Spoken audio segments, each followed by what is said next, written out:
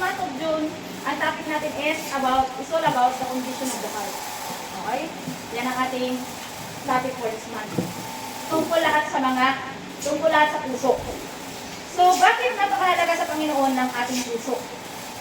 Okay, sino makakasagot? Bakit mahalaga sa Panginoon ang ating puso? Hindi siya tumitingin sa mukha, hindi siya tumitingin sa mga titulo mo, hindi siya tumitingin sa kahit na ano tayo sa buhay mo. Sa puso siya tumitingin. Bakit?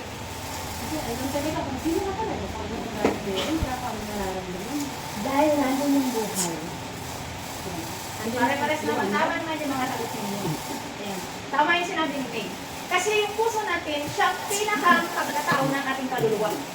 So, nagigets ninyo? Yung ating kaluluwa, ang pinakang pagkatao niya ay nandito sa puso natin. Kaya nga yung kaluluwa niyan, yan kailangan yan mabago. Kasi kaya nga di ba nakakaramdam? Bakit nakakaramdam sa impian mo yung mga kaluluwa? Kasi nga yan yung ating puso, yan ating nagdamin, yan ating isip. Yan yung pinakang kabuuan ng ating inner being. Yung inner being natin, yan ang ating kaluluwa, connected yan sa ating puso. Parang yan ang pinakang sentro. Okay? So, I hope na nag-gets ng bawat isa. Sabi rito sa Jeremiah 17 verse 10, I, the Lord, search the heart and examine the mind to reward each person according to their conduct, according to what their deeds deserve. So, di ba napakahalaga ng gawa? Huh? Napakahalaga ng gawa kasi nire-reward pala ng Panginoon yung ating mga gawa. Okay? Nakatingin siya sa puso natin, then kung isinasagawa ba natin kung ano yung nilalaman ng ating puso. So, the heart represents the core of human identity. Ayan. The heart is represent the core of human identity, the center of your thoughts, desires, emotions, yun yung sinabi ni May, and will. It is often described as the true measure of who you are, guiding your action and shaping your relationship with God. Amen. Okay. So, God's view of the heart. Ano daw yung God's view of the heart? In 1 Samuel verse 16, chapter 16 to 7, verse 7, the Lord does not look at the things people look at. People look at the outward appearance, but the Lord look at the heart. Ayan yung time na pinipili, pinapunta si Prophet Samuel ng Panginoon, si Propeta Samuel, punta ka doon kay Jesse. Sino si Jesse? Siya yung tatay ni Haring David. Si Jesse, marami siyang mga anak ng mga lalaki. Ngayon, sabi ni Prophet Samuel, papilahin mo nga yung mga anak mo. Di pumila na yung mga anak ni Jesse. Aba, ang tingin ka sa mga katawan, ang pupogi. So, sabi ni Prophet Samuel, malamang ito na yung gusto ng Panginoon. So, pinili na siya doon sa isa, dahil syempre, matikas, pogi, di ba ganun tayo? Pogi, ito na yun. Pero hold upper pala, di ba? Ganun kasi tayo niya sa outward appearance. Tapos sabi ni Lord, hindi yan ang pinipili ko na maging hari. Kasi kayong tao, tumitingin kayo sa panlabas na anyo. Pero ako, tumitingin ako sa puso, sabi ng Panginoon. Sabi niya, sino dito? Lahat puro reject ni Lord. Ang pogi, ang titikas, puro reject. Sabi niya, Jesse, meron ka pa atang isang anak na hindi mo pinapakita.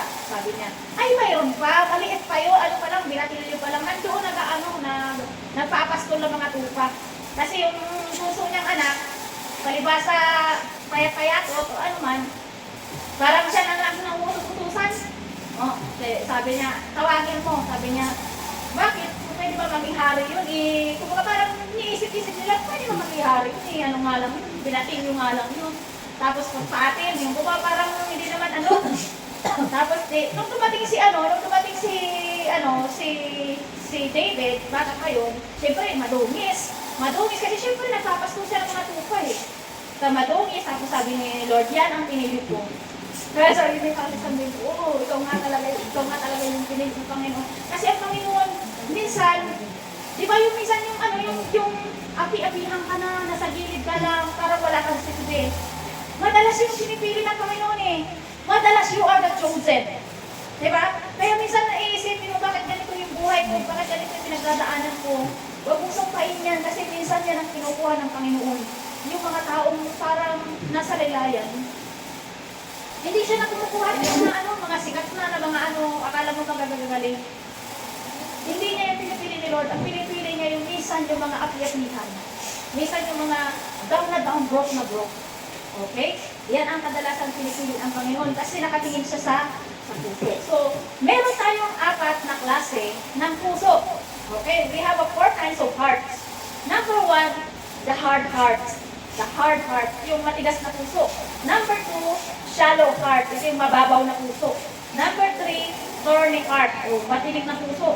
Number 4, good heart. So ngayon, i-check natin ngayon sa puso natin kung nasaan pa tayo dyan, alin pa tayo dyan, alin pa yung puso natin dyan. So magkakaroon tayo ngayon ng heart check. Okay? Heart check. I-check na ba yung puso natin sa Panginoon? Kasi sabi ng Panginoon, nire-reward niya ang mga tao ayon sa kanilang puso at sa kanilang mga gawa. Okay? So, doon sa puso natin nakasalalay ang ating pag-unlad, ang ating reward ng Panginoon sa ating puso. So, it's time for us to check our heart. Kung pasado pa tayo sa Panginoon, alin pa tayo dyan? Baka mamaya, ikaw na yung batuhan na espaltado na puso. O, baka matinik na yan. O, ipahawal mo na yan. Baka sinusubuan na yun sa damo kalada mo. Okay? Okay. So, basahin natin para malaman natin kung anong mga laman, tatalakayin natin bawat isa kung anong klase mga puso yan, kung anong klase meron dyan sa puso na yan. Okay, sabi sa Bible, basahin natin ang talinghaga tungkol sa mga aasik. Mateo 13, verse 1 to 9. Okay? Noon ding araw na iyon, si Jesus ay lumabas ng bahay at naupo sa tabi ng lawa. Dahil sa dami ng taong lumalapit sa kanya, sumakay siya sa isang bangka at doon naupo. Tumayo naman sa dalampasigan ang mga tao. At sila'y tinuruan niya ng isa ng maraming bagay sa pamamagitan ng mga talinghaga. So malalaman natin dito sa pagpapatuloy ng hot topic na ito kung bakit nga ba gumagamit ang Panginoon ng mga talinghaga. Bakit hindi na lang diretsyo? Diba? Malamang tanong niya rin yan. Okay. So mga awas ito, masasagot yan. Okay. So ganito ang sabi niya. May isang magsasakang lumabas upang maghasik. Okay, magtatanim yung magsasaka. Sa kanyang maghahasik ay may mga binhing nalaglag sa tabi ng daan. Dumating ang mga ibon at tinuka ang mga iyon. Okay, tinuka ang mga iyon kasi natanim siya sa daan. Okay, sa daan. Tinuka ng ibon. Okay? So sumunod naman, may mga binhi namang nalaglag sa mabatong lupa. Dahil manipis lang ang lupa roon, sumibol agad ang mga binhi, ngunit natuyo agad ang mga ito. Nang mabilad sa matinding init ng araw, palibhas ay mababaw ang ugat. Okay? Natuyo agad kasi mababaw yung ugat niya eh. Okay? So may mga binhi namang nalaglag sa may matinik na halaman. Lumago ang mga halamang ito at sinakal ang mga binhing tumubo roon. Okay? Tumubo nga siya pero sinakal ng mga damo. So hindi rin nakatubo yung nahasik niya. Ngunit ang mga binhing nahasik sa matabang lupa ay namunga. May tig-100, may tig-60, at may tig-30. Sabi ni Jesus, makinig ang may pandinig. Okay? So, kaya yan dyan nilagay, ibig sabihin, it is so important. So, napakahalaga. Okay? Talakayin na natin yung mga pusong ito. So, number 1, the hard heart. Ito yung the hard heart, yung the pathway side. Yung nahulog sa tabi ng daan. Okay? Ito yung hard na puso. Batuhan na puso. Pusong ayaw, ayan, pusong ayaw tumanggap ng katotohanan. Ito yung pusong ma-pride at matigas kaya't walang nauunawaan. Satan represent the birds, quickly calm and is not the word. Okay? So may mga time, diba, na nag-share tayo ng word of God sa isang tao, pero sarado. Okay? Nakinig. Alam niya na yun ang katotohanan, pero sarado. Tulad nga na sinabi ko sa inyo, ako noon ay sarado kandado. Okay? Kaya, 35 years na sarado kandado. Ayun, puro kabalasan ang pinagdaanan sa buhay. So, ito yung mga tao na sarado kandado. Okay? So, ayon sa Matthew 13 verse 19, kapag ang isang tao ay dumirinig, ito na yung hard heart, ha? Ito yung hard na puso. Matigas na puso. Yung nalaglag sa tabi ng daan. Okay? Sabi nito ni Jesus, kapag ang isang tao ay dumirinig ng isang mensahe tungkol sa paghahari ng Diyos, ngunit hindi naman niya iyon inuunawa, siya ay katulad ng binhing nalaglag sa daan. Dumarating ang masama at agad inaalis sa kanyang isip ang mensaheng kanyang napakinggan. O sana huwag tayong ganyan na ngayon lang na unawaan natin yung topic. Tapos next week, wala na, limot na lahat. Ninakaw na ng ibon. Huwag naman ganun. Di ba sabi ni Lord? O, ito rin yung mga taong dumirinig, tapos ninanakaw yung ano, tapos wala na, nalimutan na. So huwag natin kakalimutan yung mga salita ng Diyos na ating naririnig. So example na lang dito, yung mga tao na talagang sarado ang talo, napaka-religyoso. Okay? Ito yung mga tao na napaka-religyoso, katulad na lang sa mga Pariseyo. Yung mga Pariseyo, maghapon 22:7 yan, nagbabasa ng Bible, nakasulatan. Pero kulang sa katotohanan. Kasi nandun na sa harap nila si Kristo, ang Misaya na hinihintay, pero hindi pa rin nila nakita. Ipinapako nila si Jesus. Bakit? Kasi bulag sila sa katotohanan. Ayaw kasi nilang tanggapin na si Jesus na taga Nazareth, ang Misaya. Bakit? Nakatingin kasi sila doon sa past ni Jesus. Si Jesus, yan ba yung anak ni Jose? Karpentero lang yun. Di ba? Minsan ganon. Ayan ba? Yan kayo magsisimba sa bahay ni Lilith. Nangungutang lang sa Mumbai dati yan eh. Di ba? Minsan ganon ang tao, di ba? Ganon tayo mag-measure. Mini-measure natin. So kaya nga hindi nila nasumpungan. Kahit nasa harap na nila ang Mesiyas na hinihintay nila, hindi nila nakita. Kasi ang puso nila, mabato. Ma-pride. Ma-pride. Kapag ang tingin mo sa sarili mo, mataas ka, tapos may dumarating sa'yo, ay, yan ang Mesiyas. Ay, hindi ka papayag. Kailangan mas mataas ka kaysa sa kanya. Hindi ka pa pwedeng masasapawan ka. Kaya hindi nila nasumpungan ang katotohanan. Okay? So sabi nito, ngunit hanging ang may mababang puso lamang ang makakaunawa sa salita ng Diyos. Kapag self-righteous ka, never mo mauunawaan ang Bible. Okay? Kahit anong daldal sa inyo, kahit anong basa nyo ng Bible, kapag hindi hambul ang puso ninyo, sabi nga ng Panginoon, hanggat hindi kayo nagiging parang mga bata. Alam yung bata na walang ibang inaasahan kundi ang Panginoon, ang kanilang magulang. Hindi kayo makakasumpong sa paghahari ng Panginoon. Kailangan tayo maging parang mga bata na walang ibang inaasahan. Kailangan yung puso natin is humble. Humbleness talaga is the key. Walang ibang makakabukas ng langit kundi ang katakumbabaan natin. Okay? Okay, I hope na nakakasunod ang bawat isa. So sabi dito, kapag sa feeling mo, mas matuwid ka kaysa sa iba, matik pride yan. Okay? Kapag iniisip mo na, mas matuwid ka kaysa sa iba, parang iniisip mo na, oh, at least naman ako, hindi naman ako ganyan, hindi naman ako gumagawa ng ganyan, at least, hindi ako ganyan, hindi ako kasing kasalanan niya. Pride yan, kapatid, mag-iingat ka. Dahil si tanim yan, satanas yan, ibig sabihin, hindi satanas ang nasa sayo. Kasi ang kinahanap ng Diyos, kung naalala nyo, may dalawang nananalangin. Yung isa na nanalangin at sinasabi niya, at least ako Panginoon, nag-donate ako. Hindi ako katulad niyang iba na yan na makasalanan. Di ba? Tapos yung isa naman na makasalanan, durog na durog ang puso, hindi makatingin sa langit. Sabi niya, Panginoon, kahabagan mo ako. Ako isang makasalanan. Yun ang hinahanap ng Diyos. Kahit gaano pa kabigat ng kasalanan mo, basta yung puso mo, humble ka. Ha? Yun ang hinahanap ng Panginoon. Dapat tayo ay maging humble. Minsan, iniisip natin, mas masarap ako sa iba magluto. At least hindi naman ako katulad niya, ng pangit magluto. Di ba? Pagka may ganun ka na mindset, magtaka ka na, mag-alala ka na. Kasi kailangan mo nang mag-refine, kailangan mo nang paayos sa Panginoon. Kasi delikado yan. Si Satanas bumagsak dahil sa pride. Kaya napaka-delikado ng kasalanan na yan. Na minsan hindi nakikita ng marami. Okay, so ibababa natin ang ating sarili. So dapat, ganito tayo mga kapatid, nanganganib ang ating kaluluwa dahil ang tao kapag pakumbaba, nakikita niya ang kanyang sarili na mas magaling ang iba kaysa sa kanya. Mas makasalanan ka kaysa sa iba. Minsan, ako mga ganun pag may nakikita nga ako na medyo nagkakasala siya, mas iniisip ko, mas makasalanan ng pangako kaysa sa kanya. Kaya nga nagagawa kong unawain yung iba, lahat sila inanuhan na nila. Uy, bakit ka lumalapit yan? Ano naman yan, ganyan. Ako lang ang lumalapit sa subscribe ko. Kasi alam ko na lahat naman tayo dumadaan sa ganun eh. Hindi naman niya yung hindi naman siya ang may kasalanan, kung si Satanas yun. Mahina kasi siya kaya siya nagkasala, di ba? Mahina yung pananampalataya niya, kaya natutusok siya ni Satanas na magkasala. Kaya dapat tayo maging maunawain tayo sa ating kapwa. Halimbawa, may nakita ka, nangangalo niya si Juan, si ganito, ganyan. Ipanalangin mo. Kasi ibig sabihin nun, mahina siya eh. O ipanalangin mo. Hindi yung huhusgahan mo yung tao kung anong ginagawa niya, kung ano yung... Bakit kasi niya yung ginagawa? Alam naman na niya, may asawa siya, may ano siya, may ganun. Minsan kasi may ganyan talaga na bumabagsak sa tentasyon sa kanas. Kasi napahinaan niya. Hindi niya siguro siya nag-put on your full armor.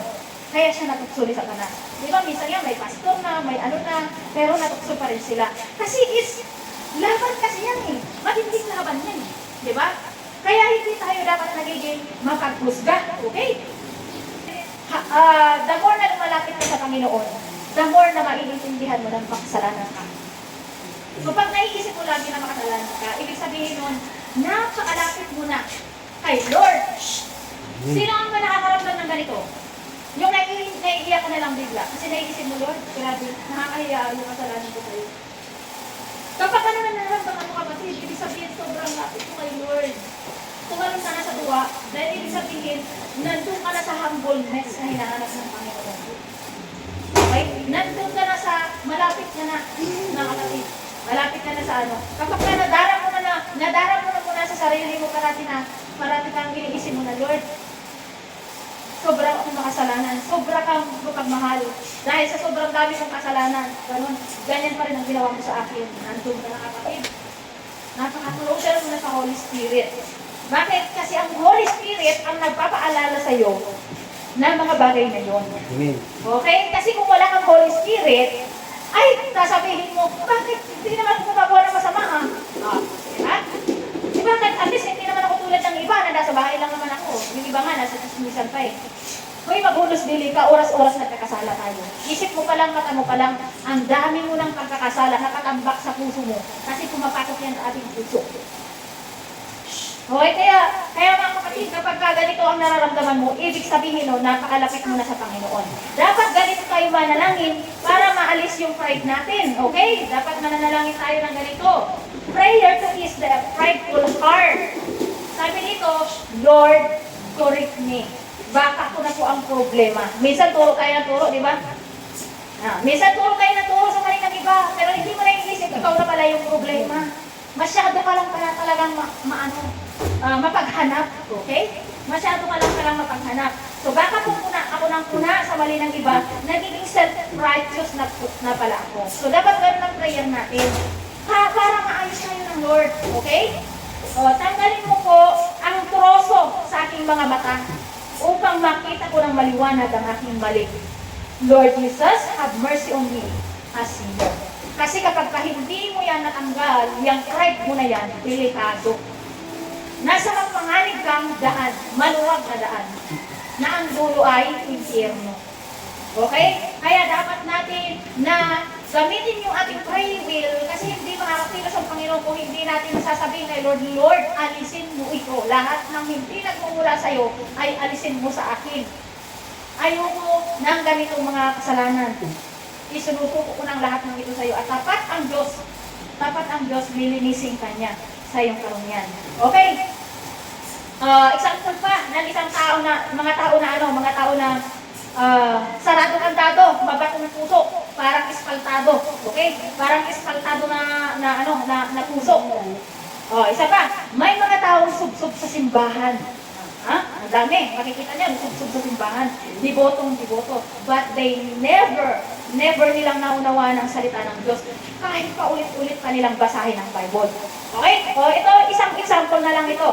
Isang example, Exodus 20 verse 4 to 5. Ang sabi sa Bible, huwag kang gagawa ng imahen ng anumang nilalang na nasa langit, nasa lupa, o nasa tubig upang sambahin. Huwag mo silang yuyukuran ni sasambahin sapagkat akong si Yahweh na inyong Diyos ay mapanibugbuing Diyos, siloso. Okay? Alam niyo yan kung gaano kasiloso ang Panginoon. Napakasiloso niya. Ang kasalanan ng mga magulang ay sinisingil ko sa kanilang mga anak hanggang sa 3 at 4 na salintahi. Nabasa na nila yan, paulit-ulit na yan na nababasa. Pero they never surrender what it is written in the Bible. They never surrender it. Alam mo bakit? Pinoposisyon pa nila yan. Okay? Baka mayroon pa nga dito sa atin na mayroon pa niyan sa bahay natin. Ako, maawa kayo mga kapatid. Hindi talaga kayo magtatagumpay hanggat mayroon kayo niyan sa bahay ninyo. Dahil ang bagay na yan ay kinasusuklaman ng Panginoon. Okay? Kung meron tayo niyan sa bahay natin, alisin na natin yan. Kahit ano pa mang reason, alisin na natin yan. Kasi talagang kahit ano pa man ang ating gawing paghahanap buhay, kung gusto mo nakaalin sa kalooban ng Diyos, hindi ka talaga mapagpapala kasi meron kang ginagawang nakakahadlang sa pagpapala ng Panginoon. Meron kang bagay na hindi sinusunod, na ayaw mong sumunod sa Panginoon. Okay? So wag tayong maging batuhan at puso, katulad nung nalaglag sa daan. Ito na yung mga layunin kung bakit patalinhaga magsalita si Jesus. So bakit nga patalinhaga si Jesus magsalita? Mateo 13 verse 10 to 15. Lumapit ang mga alagad at tinanong si Jesus, bakit po ninyo dinadaan sa talinhaga ang inyong pagtuturo sa kanila? Sumagot siya, ipinagkaloob sa inyo ang karapatang maunawaan ang hiwaga tungkol sa kaharian ng langit, ngunit hindi ito pinagkaloob sa kanila. Naunawaan niyo bang Bible? Ibig sabihin, pinagkaloob yun sa inyo na maunawaan ninyo. Pero marami ang hindi ipinagkalooban. Kasi bakit? Yun na nga, paulit-ulit nilang pinabasa pero hindi nila naunawaan. Okay? Paulit-ulit na nilang binabasa sa Bible na bawal nga, mapanibubuhin nga kung Diyos, bawal nga, pero hindi pa rin nila naunawaan. Okay? Sapagkat ang mga mayroon, okay, tayo. Sapagkat ang mga mayroon ay bibigyan pa at mananagana. Ngunit ang wala, kahit ang kakaunting nasa kanya ay kukunin pa. Diba? Diba sobrang hirap sumuway sa Panginoon? Yun na nga lang yung inaasahan mo na scam ka pa. Yun na nga lang yung inaasahan mong tao na naghahanap buhay sa pamilya nyo, nagkasakit pa. Kasi sabi ng Lord kung hindi ka sumusunod sa Kanya, yung kahit na yun na nga lang ang natitira sa iyo, kukunin pa yun sa iyo. Kaya nga, di ba, isabi ko sa inyo, ako yung talagang isinubsub ng gusto ng Panginoon kasi ayoko sumunod. So that point na gusto ko na magpakamatay dahil wala na akong makakita. Gusto pa ba natin umabot tayo sa ganung point? Bottom rock. Ngayon pa lang nauunawaan mo ng salita ng Diyos, bakit hindi mo pa itudo? Okay? Bakit hindi mo pa itudo? Kung ngayon pa lang nauunawaan mo na. So yung pala ang ibig sabihin ng Panginoon. Sabi niya, nagsasalita ako sa kanila sa pamamagitan ng talinhaga, sapagkat tumitingin sila, ngunit hindi nakakakita.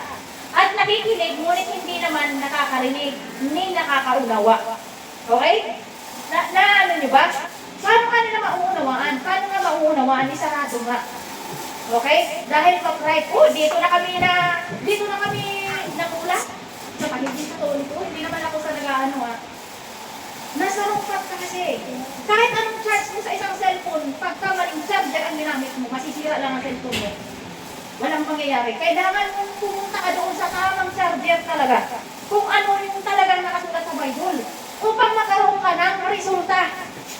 Okay, sabi ni Jesus, nagsasalita ako sa kanila sa pamamagitan ng talinhaga sapagkat tumingin man sila, ngunit hindi sila nakakakita at nakikinig, ngunit hindi naman nakakaunawa. Hindi nila maunawan. So, natutupad nga sa kanila ang mga propesiya ni Isaias na nagsasabi, makinig man kayo ng makinig, subalit hindi ninyo mauunawaan kailanman. At tumingin man kayo ng tumingin, subalit hindi rin kayo makakita kailanman. Paano ka makakita kung ang Diyos mo ay gawa-gawa lang sa awit? Paano makakakita? Paano makakarinig? Diba? May tainga pero hindi makakarinig. Kasi nga, patuloy ko, may testimony ako dyan, mama ko deboto yun. Kami lahat, deboto kami. Pero nung namulat na ako sa katotohanan, dahil nga sinubasog ako ng Panginoon sa matinding pagsubok, nung naunawaan ko ang lahat, ito pa naunawaan din ng kapatid ko ang lahat, tungkol sa Bible, kinuha niya yung mga santo ng mama ko at tinapon niya. Isinumpa ng mama ko yun, kapatid, galit na galit talaga siya. Ngayon, hindi na siya tinangkanan ng mga sakit, hindi na gumaling-galing. Yung mga kasama niya, mga idara niya, maraalam na.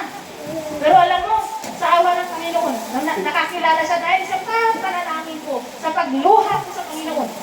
Nung nakakilala ang mama ko, naunawanan niya. Sabi niya, salamat naman, nakakalaya na ako sa na yan. Kasi yung bandage, mahirap yan matanggal. Spirit of yan Spirit of idolatry. Sana ba tayo? Sabi niya, sapagkat naging mapurol na ang isip ng mga tao ito, mahirap makarinig ang kanilang mga tainga at ipinigit nila ang kanilang mga mata. Kung hindi gayon sana'y nakakita ang kanilang mga mata, nakarinig ang kanilang mga tainga, nakaunawa ang kanilang mga isip, at nagbalik loob sila sa akin, at pinagaling ko sana sila. Kasi sabi nga naman ako, nung nasurrender na niya yun, yung mga susulusan niya yun na tinapon, luminaw yung isip niya. Ayun, nakalaya siya sa mga sakit. Hindi naman muna maintindihan, linggo-linggo na lang, parati na lang nagpapadoktor. Pagka gano'n na, nananarabaho na ang demonyo sa buhay ninyo, sa pamilya ninyo. So, hahanapin ninyo yung pinakang cause. Diba? Kagaya pag may sugat, gamot ng gamot sa ibabaw, hindi naman ginagamot yung ilalim. Diba? Hahanapin natin yung pinakang cause kung bakit tayo parating binabalik-balikan ni Satanas. Kung bakit siya nananarabaho sa ating pamilya, hahanapin nyo yung cause. Baka mayroon ka pa kasi niya sa bahay mo. Kaya hindi na nawawala ng sakit ang mga pamilya. Kumikita ka man, doon din napupunta sa pagpapagamot. So yan ang layunin kung bakit matalinhaga magsalita ang Panginoong Jesucristo. Kasi para hindi makaunawa yung mga may mabatong puso, yung mga puso na ma-pride. Okay? Okay, sumunod. Sabi dito, when you start wrong, you will end up wrong. Kasi nag-umpisa ka ng mali eh. Nag-umpisa ka ng mali, siyempre matatapos din yan sa mali. Okay? You will end up wrong. To make your future right, start a new beginning with a right heart. Okay? So magsimula ka ng tama. Okay? Alisin mo na yung mga mali sa buhay mo para makapag-umpisa ka ng tama. Pero hanggat tinatago-tago mo yung mali mo na yan at hindi mo sinusurrender sa Panginoon, hindi pa rin magbabago ang parang sugat kasi yan eh. Lulumat uli. Kasi yung loob, sugat pa. Yung ibabaw magaling na. Kasi tinatago mo, di ba? I-surrender mo, ilantad mo sa Panginoon yung mga mali mo. I-surrender mo lahat. Tanggalin mo talaga yung mga mali na yan. Okay, next. Number 2 na puso, the shallow heart or rocky ground. Pusong mababaw and represent an impulsive, superficial heart. Ayan, pusong mababaw at pagtitiwala sa Panginoon represent an impulsive, superficial heart. Okay? In Matthew 13, verse 20 to 21, ang katulad naman ng bihing lalaglag sa mabatong lupa, ay ang taong dumirinig ng mensahe kaagad at masaya niya itong tinatanggap, ngunit hindi tumitimo ang mensahe sa kanyang puso. Sandali lamang itong nananatili at pagdating ng mga pakighatian at pagsubok dahil sa mensahe, agad siyang tumatalikod sa kanyang pananampalataya. Eto na, siyempre kapag malapit ka na sa Panginoon, idadarang ka sa apoy. Itetest yung pananampalataya mo. Nandiyan na nang nagigera-gera na kayo ng mga basta maraming mga pag-iinit ng ulo. So ito daw yung nalaglag sa mabatong lupa, yung mababaw lang yung lupa. Yung pagdating ng pagsubok, ayaw na, hindi na nagsimba ulit. Tuwang-tuwa nung unang simba, pero pangalawang simba, wala na, hindi mo na makita. Pangalawang pangatlo, wala na. Hindi na talaga nagsimba.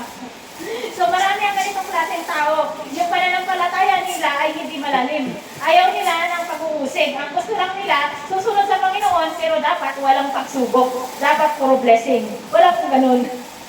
Wala pong ganun na puro blessing na. Following Jesus requires death. Okay? Kailangan mo papatay sa sarili mo. Yung pride mo, papatayin mo yan. Yung mo, papatayin mo yan. Lahat sa sarili mo na hindi sa Panginoon, papatayin mo yan. So sabi dito, they want the crown but they don't want the cross. Okay? Yung mga taong gusto nila ng corona pero ayaw nila ng suffering. Okay? They want the success but they want to skip the process. Huwag natin tatakasan yung process, yung proseso. Ang tao kasi, ang gusto kasi ng tao, parang ganito yan, kung gusto mo kaagad success ka, tapos hindi ka naman sa proseso, parang nagtayo ka ng building, bubong agad. Walang pundasyon, na yun? Pagdating ng bagyo, wala na. Kasi walang pundasyon, di ka dumaan sa proseso eh. Ang dami nang inaantok, I review ko dyan yung Jesus. Mga inaantok dyan, mga gawa ng kaaway, review ko dyan yung Jesus. Okay? Mag-ising na kayo, gising na. Para makainin sa salita ng Diyos, okay? So sabi dito sa Matthew 10 verse 38, ang hindi nagpapasa ng kanyang krus at hindi sumusunod sa akin ay hindi karapat-dapat sa akin. So kailangan talaga natin magpasa ng krus, magtiis. Okay? Ang pagpapala ng Diyos, pagsunod sa Panginoon, may kakibat siya na pagpapala, pero may suffering din. Hindi kasi dapat, hindi dapat mawawala yun. So mga kapatid, ang pagsunod sa Panginoon ay may kasama pagpapala, pero kasunod naman ito ang pagsubok upang patatagin ang ating pananampalataya. Okay? Ayon sa Marcos 10:29-30, sumagot si Jesus, tandaan ninyo, ang sino mang nag-iwan ng kanyang tahanan, o mga kapatid, mga magulang, mga anak, mga lupain, dahil sa akin at sa magandang balita, ay tatanggap sa buhay na ito ng 100 ulit pa ng mga iyon. Mga bagay, mga kapatid, mga ina, mga anak, at mga lupain, ngunit may kalakip na pag-uusig.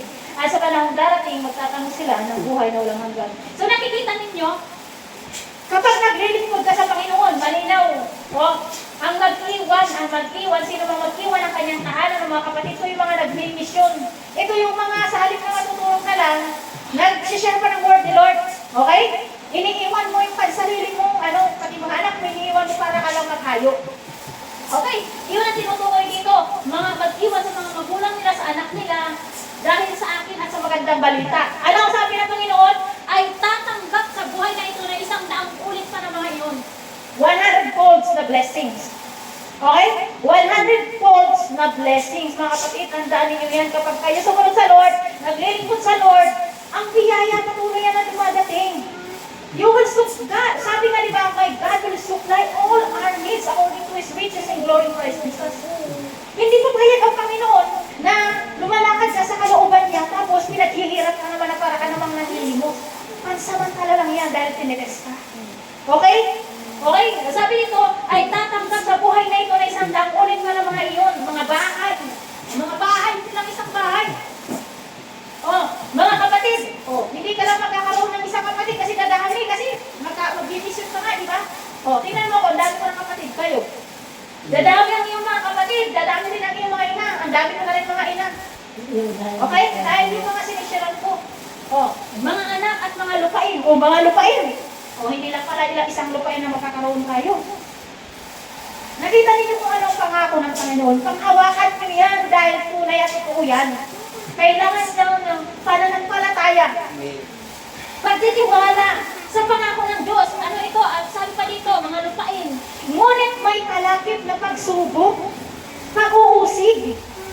Okay? May kalakip na pagsubok, pero yung provision niya nandoon. Okay? Kailangan lang natin na magpakatatag dahil lilipas din to Lord. Bigyan mo pa ako ng lakas dahil lilipas din ito, and then pag lumipas na ito, makukuha ko na yung kaloob mo, yung blessing mo. Tinitest lang tayo niyan mga kapatid. Lalo pag nag-umpisa pa lang tayo sa pananampalataya, mayroon pa nating testing. Tapos ano pa yung kasunod? Sabi niya, sa panahong darating, magtatago siya ng buhay na walang hanggan. Grabe, no? Nagtamasa ka na dito kaya yan ang mga sekreto ng maraming Kristiyano kung bakit maalwan yung buhay nila. Maunlad sila. Masarap umasenso sa buhay na ito na naka-align sa kalooban ng Panginoon. Nandun ka na sa tuktok, pero yung paa mo nandun pa rin sa bababa kasi naglilingkod ka sa Panginoon. Di ba ang sarap nun? Kaysa naman nandun ka sa tuktok, pero hindi ka na maabot. Akala mo kung sino ka na. And then at the end of the day, babagsak ka rin sa impyerno. Diba? Napakasarap na pangako ng Diyos eh. Dito pa lang sa lupa, mararanasan mo na ang masaganang pagpapala. Pagkatapos na naranasan mo sa masaganang pagpapala, doon sa kabilang buhay, lalakad ka pa sa ginto. Diba? Okay, panahon na para i-check natin. Ano ba ang kalagayan ng ating puso ngayon? Nasaan ang puso? So, dalawang puso lang, dalawang kapit lang po nang i-ano ko ngayon, So, nasa pangalawa pa lang tayo, di ba? Okay, so dalawang, tapos sa susunod na naman yung dalawa. Okay, so next.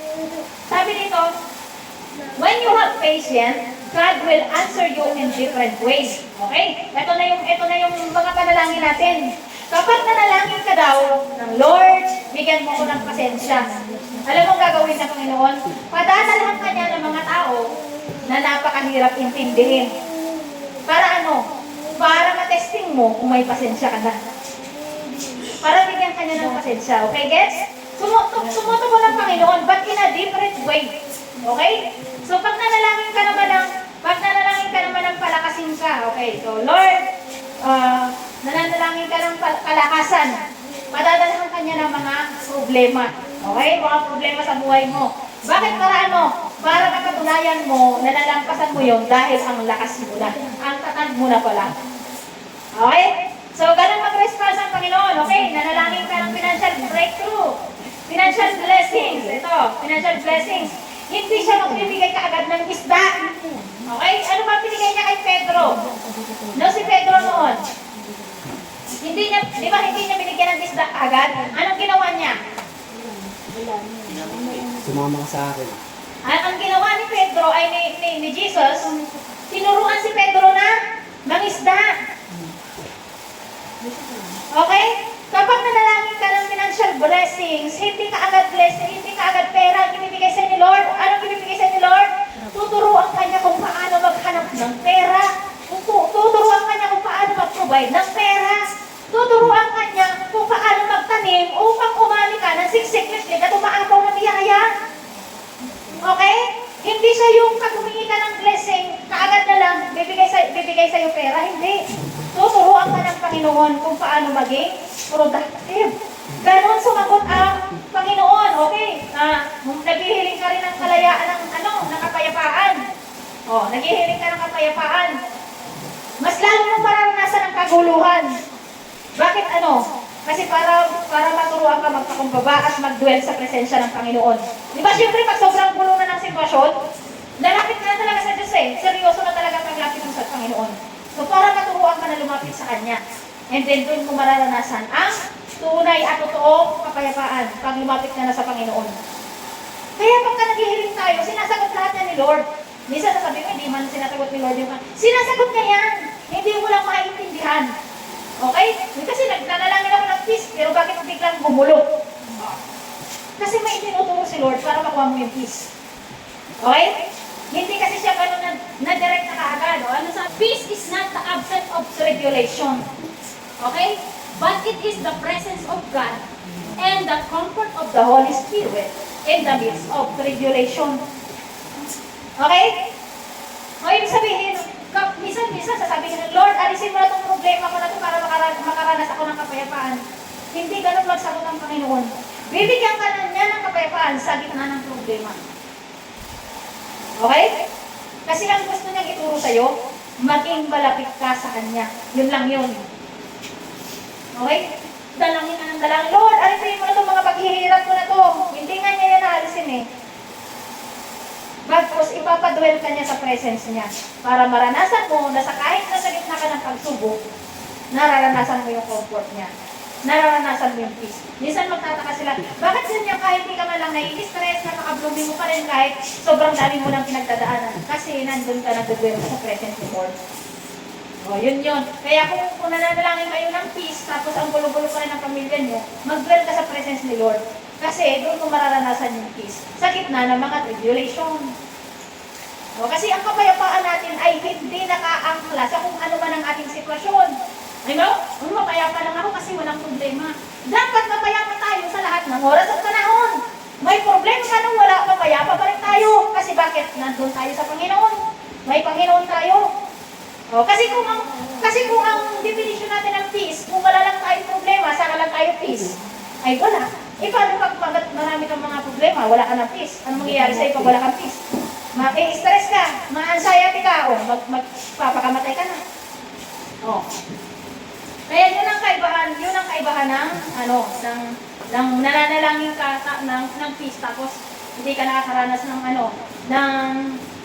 mawawala yung problema mo. Hindi mawawala yun. Mag-dwell ka lang sa presence ng Diyos. Okay? So, ganyan ang pamamaraan ng Diyos. Mga kapatid, huwag po tayong bumigay sa mga pagsubok na darating sa ating buhay. Ipa sa Diyos natin at huwag na tayong maging mabatong lupa o mababaw na puso. Okay? So, I hope na na-check ninyo kung alin kayo dyan. At yung dalawang klase ng photo, next week na lang kasi sobrang dito na ako magtatapos.